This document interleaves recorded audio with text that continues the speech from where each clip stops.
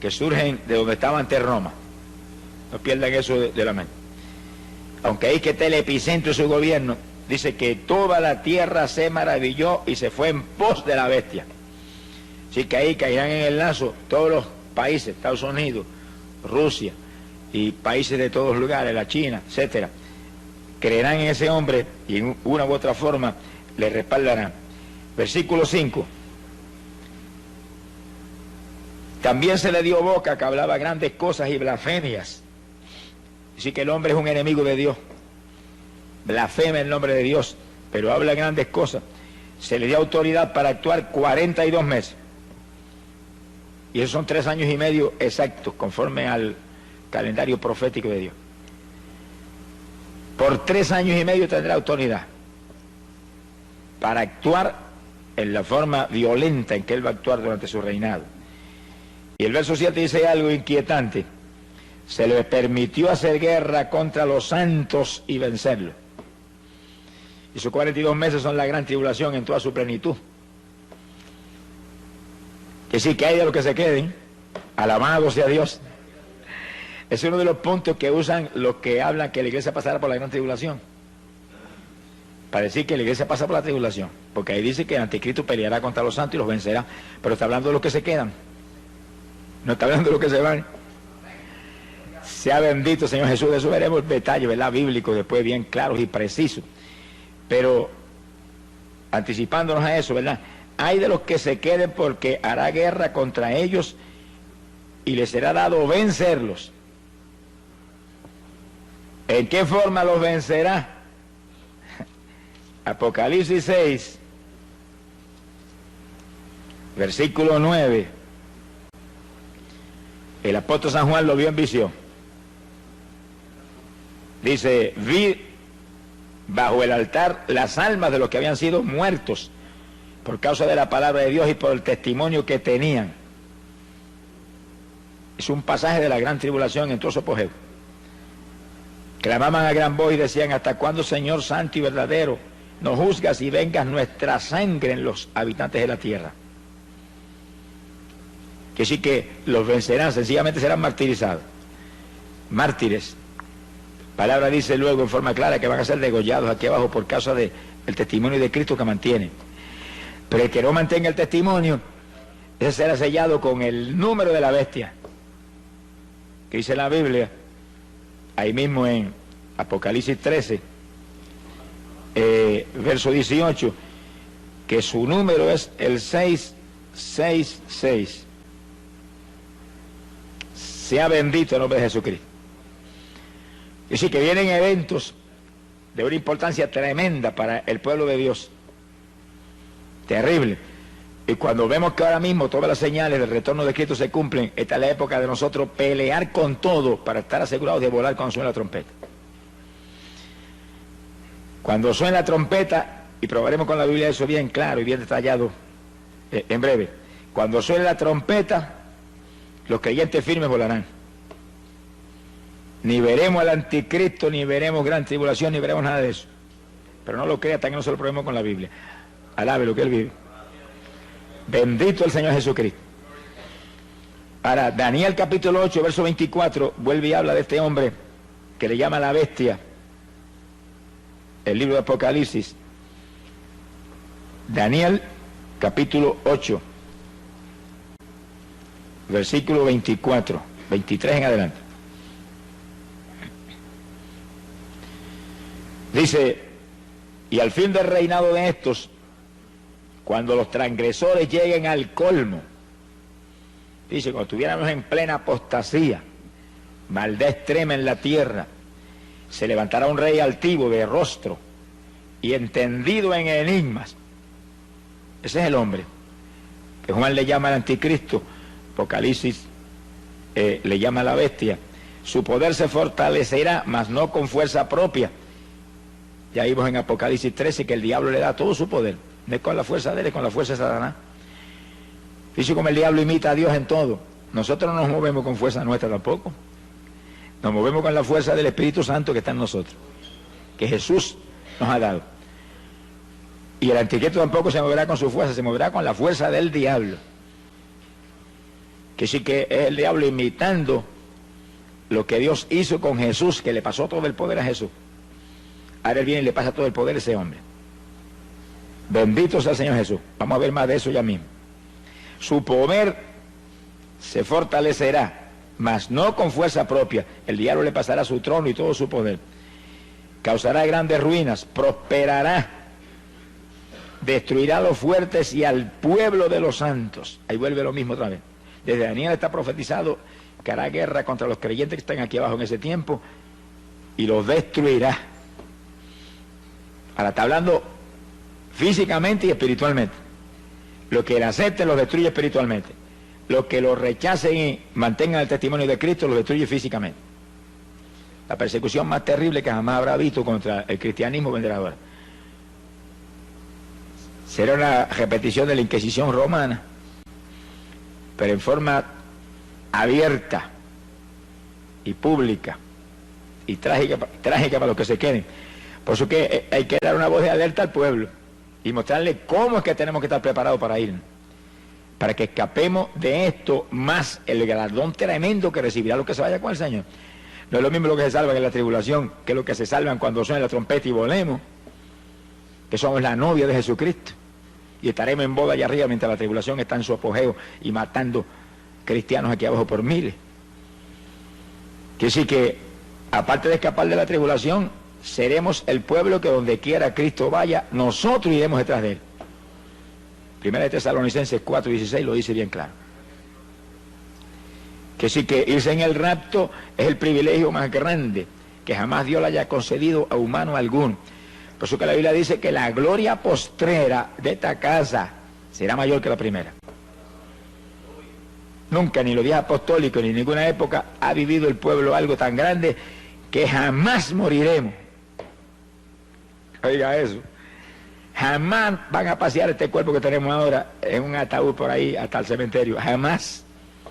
Jamás la muerte va a tener el privilegio de meternos el aguijón y hacer que esto deje de respirar. Se ha glorificado el nombre de Dios. Y el privilegio de en un segundo recibir un cuerpo igualito que tiene Jesucristo. Bueno, es grande lo que Dios nos ofrece. Si perdemos esa bendición, somos los más necios de los seres humanos. Sonríese, que el Señor le ama. Pero la Biblia dice que es lo que hay que hacer. Si no lo hacemos, es cuestión nuestra. Dios siempre dice lo que hay que hacer. Luego usted tiene un libre albedrío y yo también. Si queremos hacer otra cosa, pues allá nosotros. Pero si hacemos lo que Él dijo, escaparemos y no veremos nada de esto que estamos hablando ahora. Sea bendito el Señor Jesucristo. 42 meses, son 3 años y medio, ahí es la gran tribulación. Cuando todo el poder de ese hombre satánico se va a desencadenar sobre la tierra. Y viene tercera guerra mundial en esos días. Y viene terremoto mundial en esos días. Y plagas y hambre y granizo como jamás se ha visto. Por eso fue que Cristo dijo que si no acortare esos días, ninguna carne sería salva. Esos días pondrán en peligro la vida de toda la población del mundo. Lluvia radioactiva que caerá. Ahora, el Señor va a intervenir a tiempo para que haya sobrevivientes. Y esos sobrevivientes se añadirán al reinado de Cristo que se establecerá. Pero con cuerpo como este, olvídese, aquí lo grande es la novia de Jesucristo. Lo grande es la novia del Cordero, aquellos en cuyos corazones está establecido ahora mismo el reino de Dios. Bueno, lo de nosotros tan grande, mire, que es realmente extraordinario, ¿verdad? Increíble. Cuando Jesús, hablando de Juan el Bautista, dijo que no había nacido profeta de vientre de mujer más grande que Juan. Sí, que Juan era lo más grande que jamás se levantó como profeta. Bueno, fue el que preparó el camino del Señor y el que anunció un cambio de dispensación de la ley a la gracia. Es decir, que realmente fue algo extraordinario. Sin embargo, Jesús dijo estas palabras tan inquietantes: pero el más pequeño en el reino de los cielos es más grande que Juan. Todos los que están aquí lavados en la sangre ahora mismo, llenos del Espíritu Santo, viviendo en santidad, son más grandes que Juan. Alabe lo que él vive. Bueno, eso es extraordinario, pero fue lo que Jesús dijo. En el reino de los cielos, el más pequeñito es más grande que Juan. Juan nunca tuvo lo que tenemos nosotros. Ser novia de Jesús, esposa de Jesús, era el amigo del Señor. Pero más grande es la esposa que el amigo. Alabe lo que él vive. Porque la esposa es una sola carne con el esposo. Somos el cuerpo de Jesús. Somos un solo espíritu con Jesús. Somos el cuerpo de Jesucristo aquí abajo. Jamás nadie en el Antiguo Testamento tuvo ese privilegio. Nadie de la edad apostólica para acá es que tenemos esa maravilla. Y sin embargo, ¿cuántos se lo dejan robar del diablo? ¿Cuántos evangélicos usted ve que ahí andando ahí, arrastrándose ahí? En una vida cristiana superficial. ¿Cuántos que predicaban, ministraban, se fueron atrás?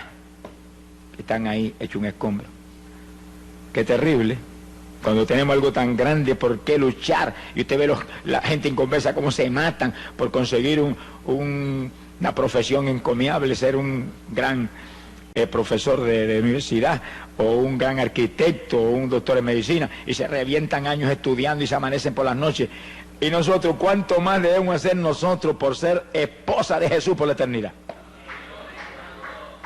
Con un cuerpo igualito al de Él, igualitos a Él, seremos semejantes a Él cuando suene la trompeta. ¿Cuánto más debemos luchar? Sin embargo, tengo que a los evangélicos hoy que si van a la iglesia el domingo por la mañana es mucho. Y otros que cuando se le antoja se ponen de pie y se van y sin acabarse el culto siguen andando. Ninguno de esos indisciplinados entrará, hermano. Sea bendito el Señor Jesucristo. Esto es un ejército. Y esto es un ejército en el cual tiene que haber disciplina mayor que ningún ejército de la tierra. Porque este es el ejército de Jesucristo. Este es el ejército que va a acabar con la Tercera Guerra Mundial. Y va a establecer un reino de paz aquí abajo. Imagínense qué disciplina tiene que haber. Los disciplinados volaremos. Alabe lo que Él le ama. Hay poder en Jesucristo. Ahora, cuando el anticristo tome esos 10 reinos, fíjense que esos 10 reinos salen del territorio donde estaba Roma, donde vio la bestia esa espantosa Daniel. De ahí sale esos 10 reinos, ahí se establecerán y ahí los tomará el anticristo. Y surgirá el 7º imperio mundial. Vamos a explicar eso bien claro. Daniel vio 4 imperios mundiales. Babilonia, Media Persia, Grecia y Roma, 4. Pero antes de esos 4 había habido 2. Egipto y Asiria. Egipto, donde estuvo José, y el que después esclavizó a los hijos de Israel. Y Asiria, el que se llevó cautivo a los hijos de Israel por su desobediencia, y Dios permitió que se los llevaran en cautiverio. Que sí que hasta Roma ha habido 6 imperios mundiales. Tiene que levantarse un 7º, porque en el 7 que Dios termina sus obras. El 7 es el número de plenitud. El 7 es el número donde Dios termina sus obras. Y ese 7º imperio mundial está a punto de establecerse.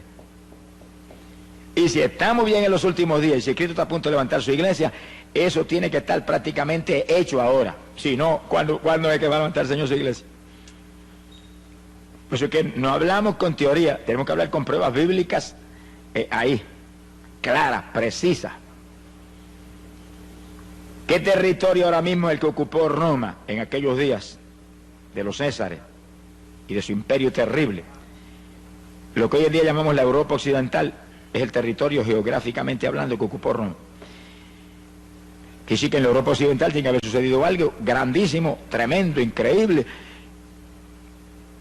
que ha preparado el escenario para que el anticristo aparezca y tome los 10 reinos de que habla Daniel ahí y establezca ese 7º imperio mundial. Mundial, porque todo el mundo seguirá en pos de él.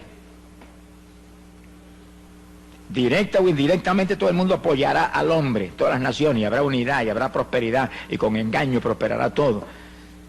Y todo el mundo tendrá los ojos puestos en ese hombre. Las Naciones Unidas lo han dicho, que están esperando un hombre. Que ningún comité lo puede hacer, han probado comités de todo tipo. Un hombre que tenga tal sabiduría, tal poder persuasivo, que pueda convencer a las naciones y traer paz, impedir la Tercera Guerra Mundial, levantar la economía del mundo. El hombre está ahí esperando el momento para él tomar los 10 reinos y aparecer en escena.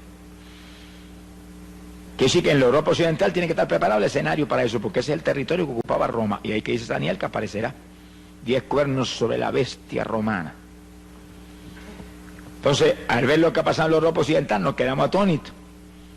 Porque cuando terminó la Segunda Guerra Mundial, década del 40, las naciones de Europa quedaron todas arruinadas económicamente.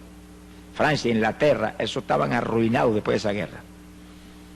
Entonces, en el 1957, se unieron 6 de esos países de la Europa Occidental, 6.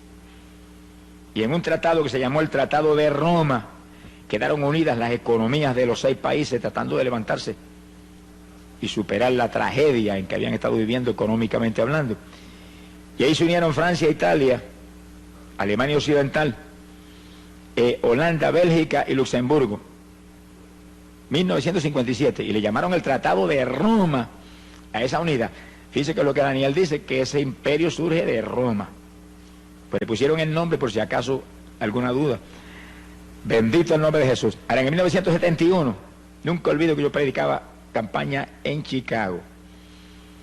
Y una noche prediqué sobre este tema, y al otro día apareció en los periódicos en letras grandes: Inglaterra se une al mercado común europeo, 7º país que se unía. Luego, después de Inglaterra, se unieron Dinamarca e Irlanda, 9 países.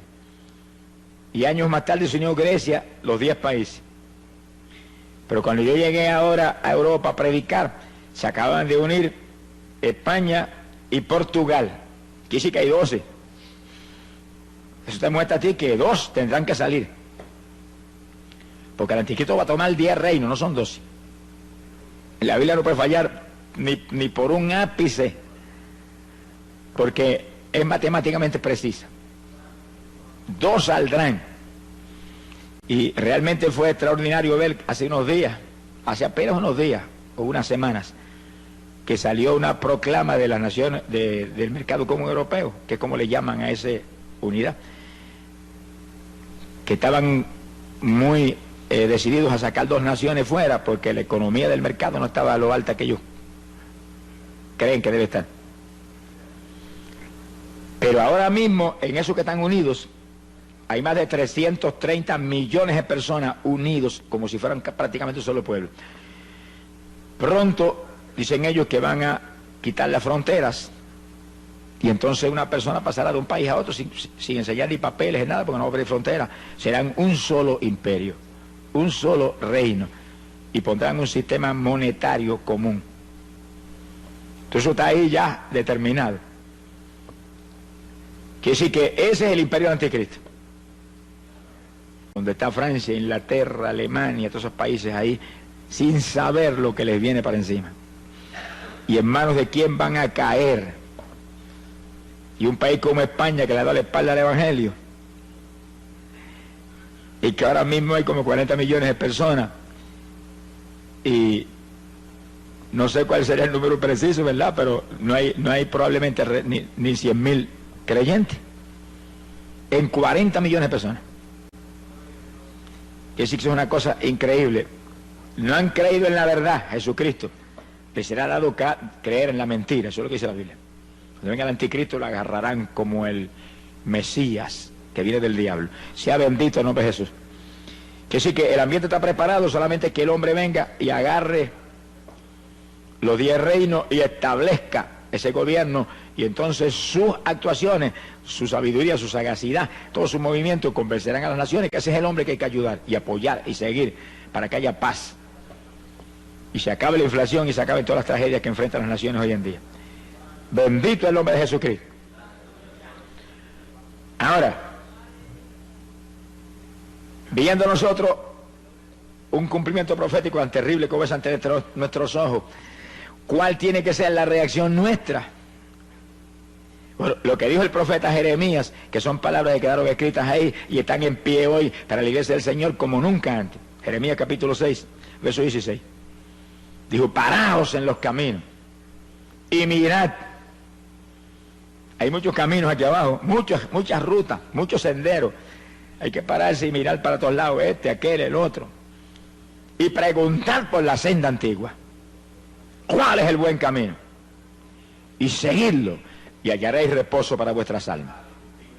Que sí, que es la época de decidirse uno, decidirse. Toda la humanidad tiene que pararse, detenerse un momentito de todas sus inquietudes y sus preocupaciones terrenales y materiales y preguntar cuál es la senda antigua, cuál es el buen camino, cuál es el único camino. Y cuando le digan el único camino es Cristo Jesús, sígalo, alabado sea Dios. Porque aquí no es que yo lo recomiende ni que yo crea que ese es, no, es que él mismo lo dijo, Juan 14:6, yo soy el camino. Un camino. Esas palabras quedaron metidas en el corazón de los cristianos apostólicos, hasta el punto que le llamaban los del camino. Es la única ruta. Esa es la senda antigua. Pero no como lo quiere uno tomar, no, como lo tomó la Iglesia Apostólica. Un camino saturado de amor hacia los demás hermanos, de unidad entre el pueblo de Dios. Un camino saturado de poder, un camino saturado de santidad, un camino saturado de oración, un camino saturado de ayuno. La Iglesia Apostólica no hacía nada sino de con oración y ayuno. Léalo en Hechos capítulo 13, cuando fueron a mandar a Bernabé y a Pablo, estaban todos en ayuno clamando hasta que el Espíritu habló y dijo, estos dos son los que he separado para esta obra. Esa es la senda antigua, hay que volver a esa senda. Cuando el Pentecostés empezó en Puerto Rico, empezó en esa senda. Y los primeros pentecostales aquí tenían una fe sobrenatural, dependían de Dios para todo. Se enfermaba la vaca, oraban a la vaca y se sanaba la vaca. Se ha glorificado el nombre de Dios. Vigilaban continuamente, oraban y ayunaban, había santidad a toda profundidad. Era todo el mundo lleno del Espíritu Santo. Hoy en día eso ha descendido no se sabe cuántos metros espirituales. Y diga ese pentecostal que usted va y no sabe si es pentecostal o qué. Porque de mirar por fuera, ya uno sabe que algo raro ha pasado, algo rarísimo ha pasado. Alabado sea Dios. Pero el llamado es, vuelve a las primeras obras, vuelve al primer amor. No te apartes el primer amor, porque si te apartas el primer amor, dice la Biblia, estás caído. Hay que arrepentirse y volver a las primeras obras. Jesús no ha cambiado. Si Él no ha cambiado, la iglesia no puede haber cambiado tampoco. Si Él no ha cambiado, el Espíritu Santo no ha cambiado, que es su emisario grande aquí abajo. Nada ha cambiado. Lo que ha cambiado son la gente. Las denominaciones, las religiones, son las que han cambiado, se han modernizado, han dañado el Evangelio. Alabado sea Dios. Pero nosotros, hermanos, hagámonos más primitivos cada día, aunque nos digan ridículos, aunque nos digan fanáticos, aunque les digan lo que les dé la gana. Pero ese pueblo fanático, ridículo, lleno del poder de Dios, es el pueblo que se va con el Señor cuando suena la trompeta. Alabado sea Dios. Esa es la novia de Jesús. No me diga a mí que cristianos mundanos se dan cuando el Señor dice en su palabra que no podemos establecer yugos desiguales. Y Él va a establecer yugos desiguales. Él que es espiritual y santo, con creyentes mundanos saturados de cuanta basura hay aquí abajo. Ni en sueños. No son parte del cuerpo. Bendito sea Dios. Tenemos que ser como Él. La Biblia lo dice, los discípulos serían semejantes a Él. Él lo dijo, ser santo porque yo soy santo.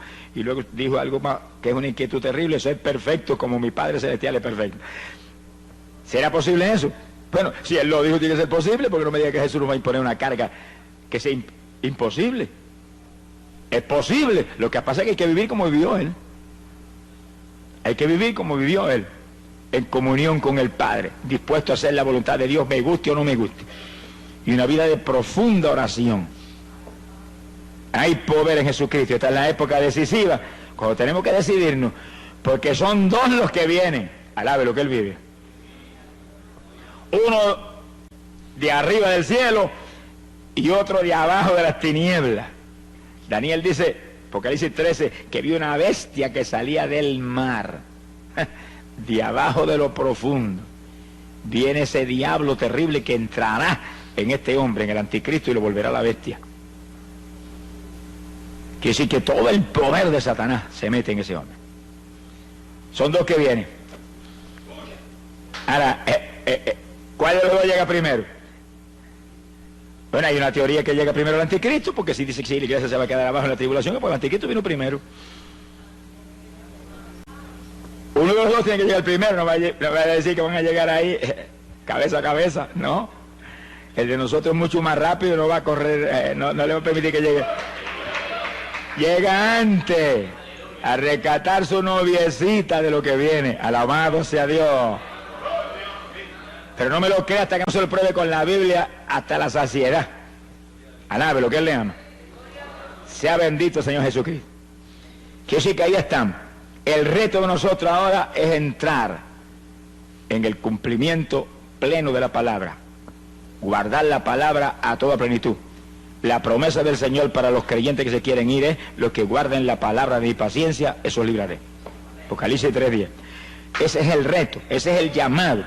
Usted y yo tenemos que esforzarnos como nunca antes, pero el tiempo es breve, el tiempo es corto. Estamos bien en la recta final, estamos a punto de volar para el cielo con el Señor. Gloria al nombre de Jesucristo. Ahora, entrando ahora en un punto muy importante y decisivo para lo que hemos estado hablando. Cuando el anticristo aparezca en escena, la Biblia dice que se le va a sentar en el templo de los judíos. Dice que los judíos van a construir un templo que no está construido todavía. Eso en meses lo pueden construir. Pero cuando llegó la década del 60 y se movió hacia adelante, ni siquiera Jerusalén estaba en manos de los judíos. 20 años atrás. 20 años atrás Jerusalén no estaba en manos de los judíos. Pero en el 67 la tomaron en una guerra de 6 días. Se tenía que mover rápido, papá, porque se le acababa el tiempo. Y en 6 días se le quitaron a los árabes, que no era cosa fácil, eso fue un milagro sobrenatural, que esa gente sintieran temor y huyeran. Ahí entraron, tomaron la vieja ciudad. 67. Ahora construyen el templo en cualquier momento. Si la iglesia del Señor ve eso o no lo ve, eso no, a nosotros no nos tiene, no nos va ni nos viene. Sabemos que va a ocurrir, pero puede ocurrir antes de nosotros volar al cielo o puede ocurrir después. Lo importante es que ahí están los judíos en Jerusalén. Ahí están hablando de la construcción del templo todo el tiempo. He leído últimamente artículos de revistas importantes donde habla de la construcción del templo y que ellos están a punto de construir el templo. Y que el gobierno está con planes preparados y demás para construir ese templo ya mismo. Y que en meses lo construyen con las formas modernas de construcción que hay hoy en día, eso en meses lo tienen terminado. Ahí ellos van a restaurar toda la adoración que había en el Antiguo Testamento, con sacrificio de animales y lugar santo y lugar santísimo y todo eso, ignorando que ya el Mesías vino y una nueva dispensación está en pie y ya no estamos bajo la ley sino bajo la gracia, y que la ley se cumple ahora no en la gente carnal sino en los que andamos conforme al Espíritu.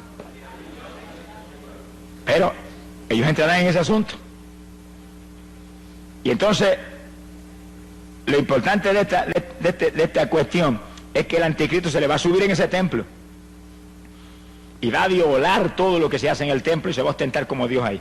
¿Dónde está eso en la Biblia? Segunda de Tesalonicenses, capítulo 2, verso 3 en adelante. Y esto sí que es importante para nosotros, porque esta es la base de la doctrina de que la iglesia pasa por la tribulación, con una equivocación infantil.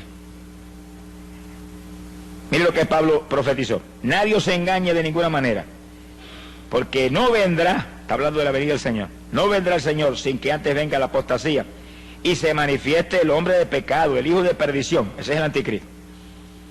Ahí es que te dicen a ti: ah, no, pasamos por la tribulación porque el Señor no puede venir hasta que no se manifieste el anticristo.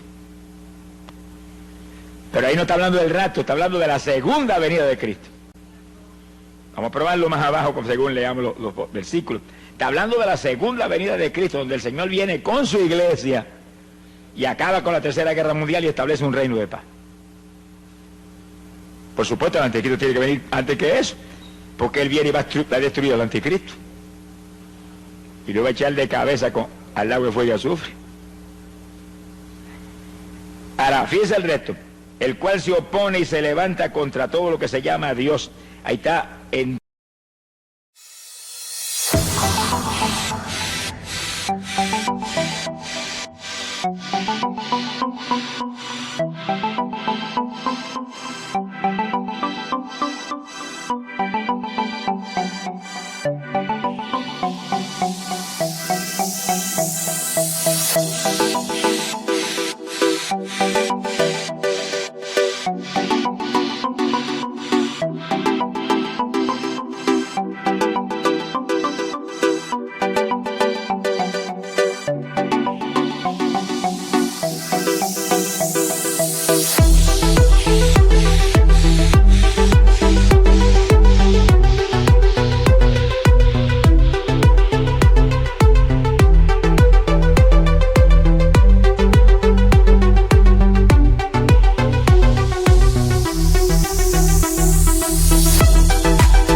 toda la tribulación, los últimos 3 años y medio, últimos 42 meses, oponiéndose a todo lo que se llama Dios, o es objeto de culto. Hay de los que rindan culto al Señor en esos días. Tanto que se sienta en el templo de Dios como Dios, haciéndose pasar por Dios. Ahí le suspende los ritos a los judíos, se le sienta en el templo y dice: aquí soy yo Dios, y se ostenta como Dios, y se forma el escándalo grande que lanza a la tierra a la gran tribulación. El gran pacificador se declara ahora como lo que es la bestia, Satanás encarnado. Mi alma te alaba, Jesús. Dice que el diablo imita a Dios en una forma tan profunda que en esos días levanta una trinidad.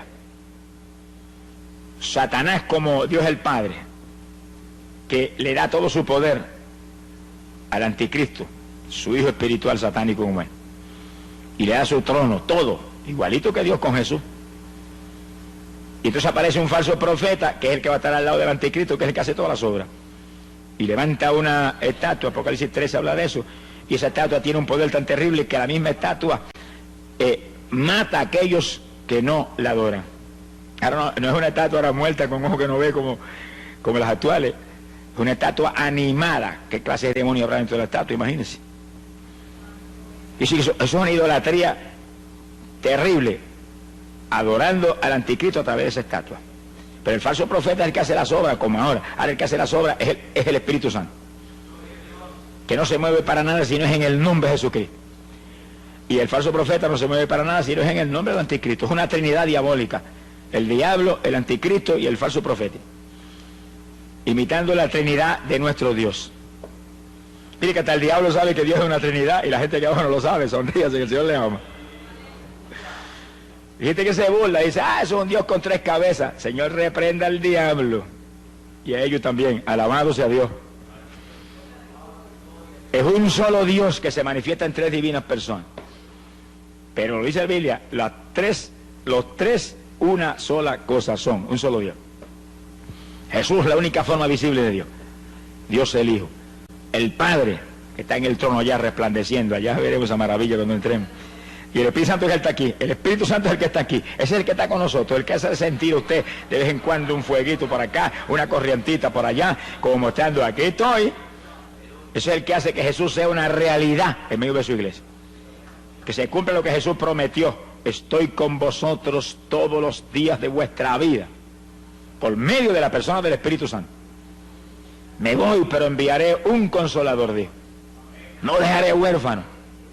Volveré a vosotros. Quiere decir que Él separa su persona de la del Espíritu Santo como 2 personas distintas, y de pronto los une como una sola cosa. Porque así es la Trinidad. Una de las comparaciones más claras para entender la Trinidad es un triángulo. Un triángulo es una sola figura, pero tiene 3 ángulos: ángulo A, ángulo B y ángulo C. Un ángulo está ahí, el otro acá, el otro acá. Son 3 ángulos distintos. El A es A, y el B es B, y el C es C, pero forman una sola figura. Esa es la Trinidad. 3 personas: Dios el Padre, Dios el Hijo, Dios el Espíritu Santo, pero un solo Dios. Sea bendito el nombre de Jesucristo. Y el diablo lo sabe. Muchas religiones no lo saben, pero el diablo lo sabe. Y como él imita todo, en todo imita a Dios, establece una Trinidad en esos días. Y él se pone ahí como el Dios el Padre, y el anticristo como Dios el Hijo, y el falso profeta como Dios el Espíritu Santo. Sea bendito Señor Jesucristo. Se le sentará arriba en el trono, en el templo, a los judíos. Suspenderá los sacrificios y todos los ritos del Antiguo Testamento que se estarán practicando ahí. Acabará con todo eso. Ahora, ¿cómo el anticristo tiene, diría usted, tanta familiaridad con los judíos? ¿De dónde viene eso? Bueno, está profetizado desde Isaías 28, verso 15. Isaías 28, 15. Fíjense cómo los judíos caen en un lazo que uno de los profetas más grandes que ellos jamás tuvieron se lo profetizó y se lo advirtió. Sin embargo, caen en el lazo. Mire cómo es el poder persuasivo de Satanás y de ese anticristo, esa bestia. Isaías 28, verso 15.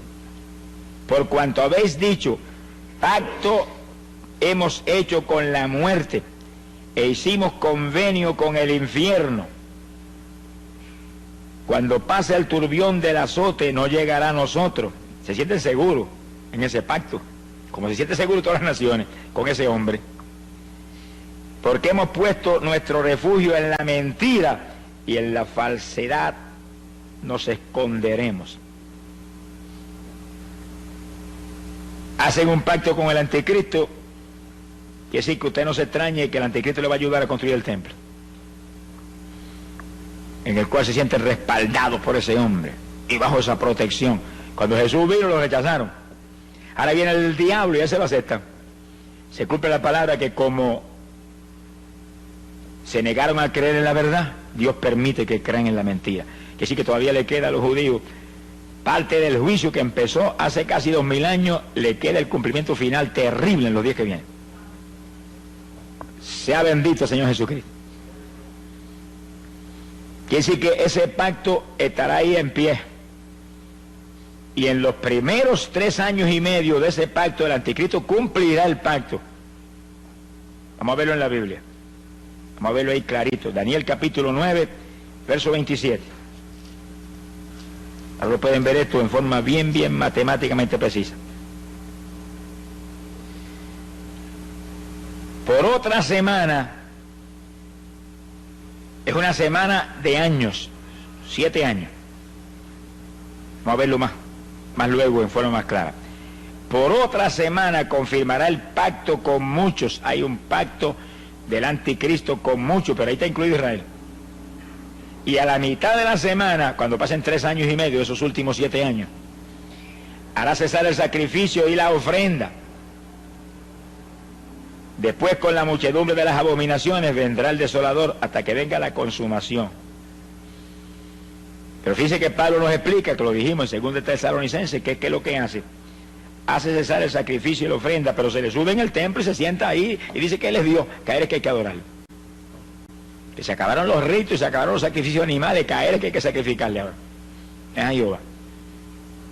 Que sí, que el pacto que él hace con los judíos es, como dice Isaías, es un convenio con la mentira y un pacto con la muerte, con el infierno, con el engaño. Se ha glorificado el nombre de Dios. Pero fíjense que ahí habla de una semana específica. Ahora, ese es un punto decisivo. ¿Qué semana es esa? Son los últimos 7 años de esta dispensación. Los últimos 7 años de esta edad. Ahora, en Daniel capítulo 9, verso 24, tenemos que entender esto para poder entender ese punto. Daniel habla de 70 semanas determinadas para su pueblo. Esos son 490 años, son 70 semanas de años. Multiplique 70 por 7 y son 490 años. De esos 490 años, desde que restauraron a Jerusalén, reconstruyó Esdras a Jerusalén hasta la muerte de Cristo en la cruz, pasaron 69 de esa semana, 483 años. Quedaron 7 fuera. ¿Cuándo esos 7 aparecerían? Ahí lo dice en el versículo 27. Una última semana en la cual confirmará el anticristo el pacto con muchos, pero a mitad de esos 7 años se sube en el templo y hace cesar el sacrificio y la ofrenda. Así que queda de las 70 semanas que dijo Daniel que serían para Israel, queda una. Esa es la última semana, últimos 7 años de esta dispensación. Ahora fíjense en esto, que es lo importante que es esto para nosotros.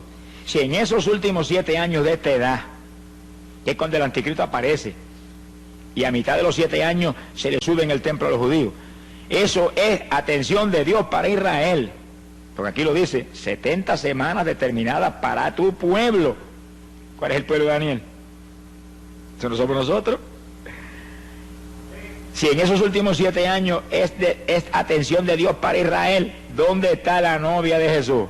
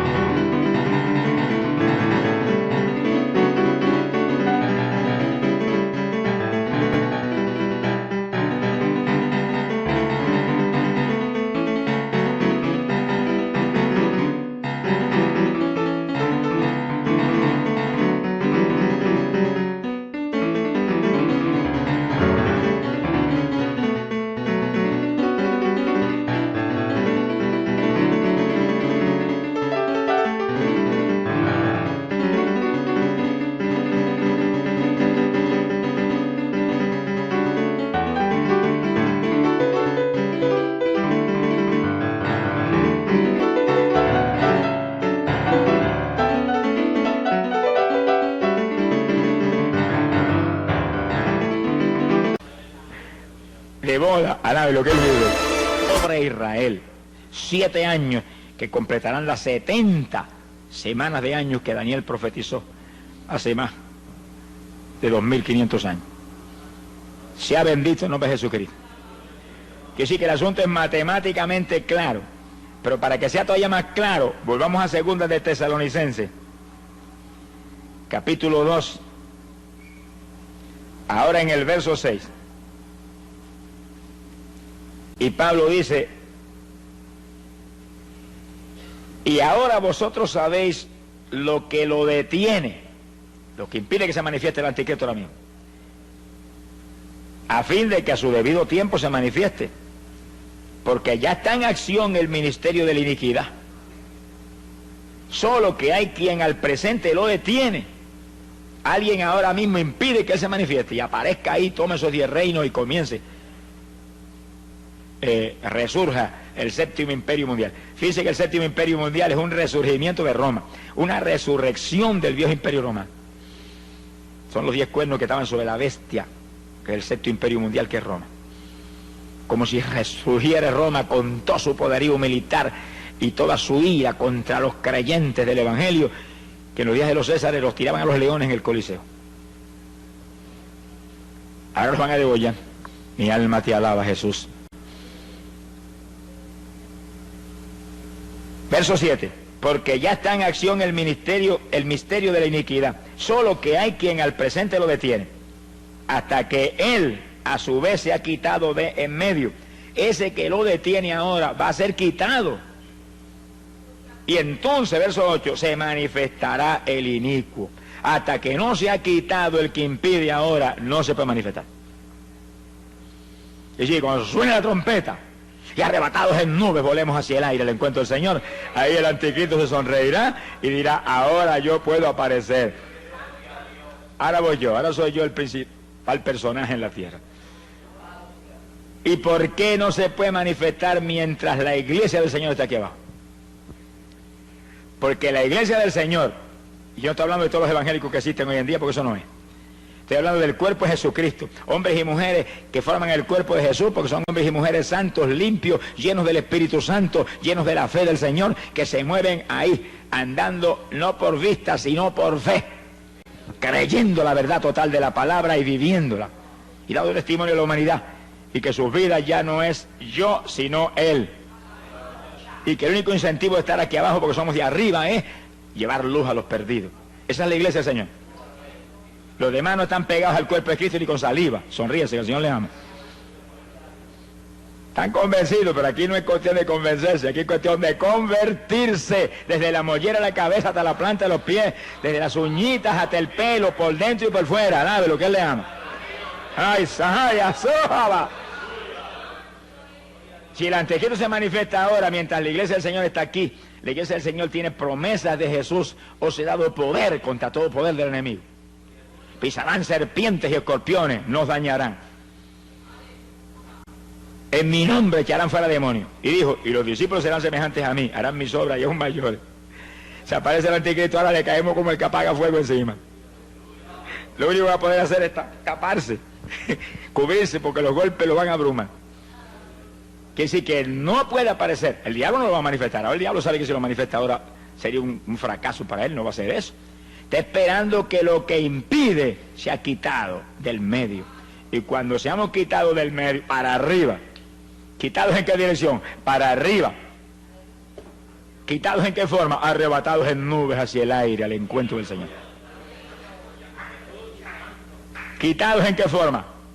En un segundo, en un abrir de ojos.